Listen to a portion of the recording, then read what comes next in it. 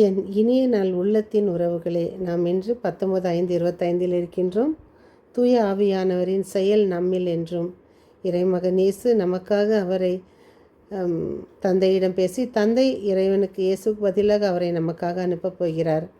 நாம் தினம் தொடர்ந்து வாசித்து கொண்டு வருகிற சங்கீத தொடர்ச்சி 84:1-2-3.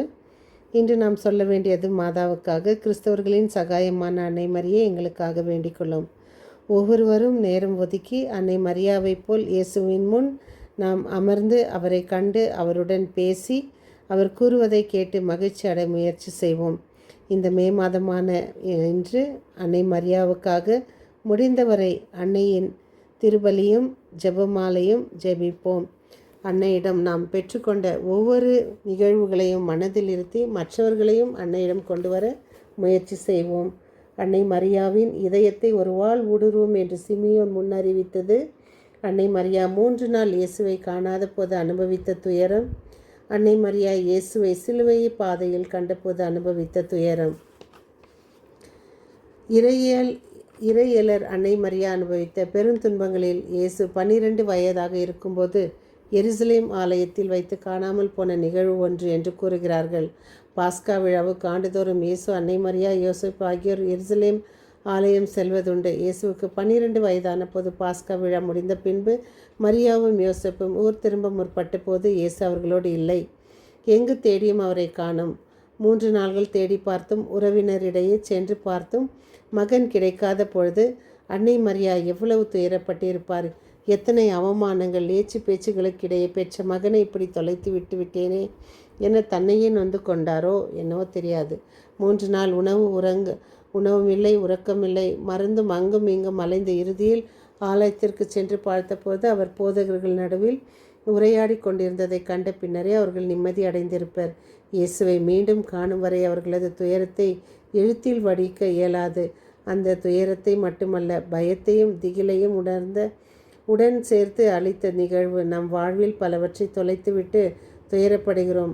அவைகளை குறித்து யோசித்து பார்த்தால் அவை தொலைந்ததால் நமக்கு பெரிதான இழப்புகள் எதுவும் நேரிடப் போவதில்லை என்பதை அறியலாம். ஆனால் பாவத்தினால் நாம் ஆன்மாவை தொலைக்கும் போது நம்மில் எத்தனை பேர் அதற்காக துயரப்படுகிறோம்?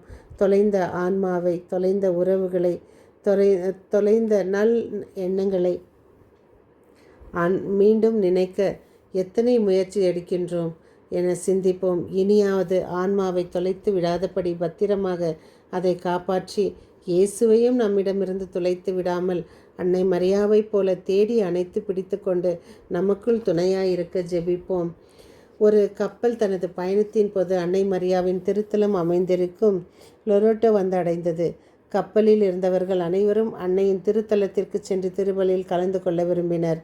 எல்லோரும் சம்மதித்தாலும் ஒரே ஒரு கப்பல் ஓட்டுவர் மட்டும் கப்பலை விட்டு எல்லோரும் சென்று விட்டால் கப்பலுக்கு ஏதாவது ஆபத்து வருமோ என்று பயப்பட்டார்.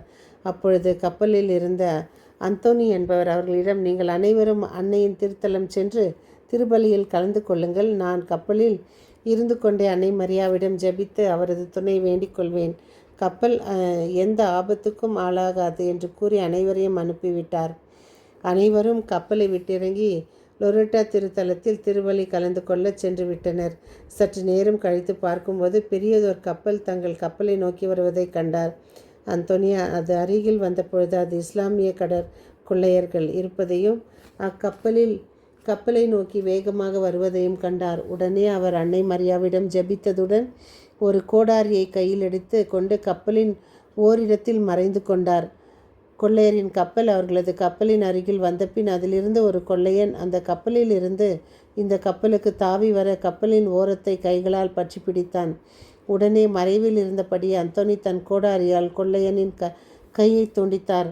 ஆளை பார்க்க முடியாத போதிலும் கை துண்டிக்கப்பட்டது அறிந்த கொள்ளையன் வலியால் துடித்து அலறியதுடன் தனது கப்பலுக்குள் சென்று அந்த கப்பலில் ஏராளமானோர் மறைந்து கொண்டிருக்கிறார்கள், நாம் அங்கே சென்றால் கொல்லப்படுவது உறுதி என்று கூறினான். அதை கேட்டு அந்த கப்பலில் இருந்தவர்கள் தங்கள் கப்பலை வேகமாக ஓட்டிக்கொண்டு சென்று விட்டனர்.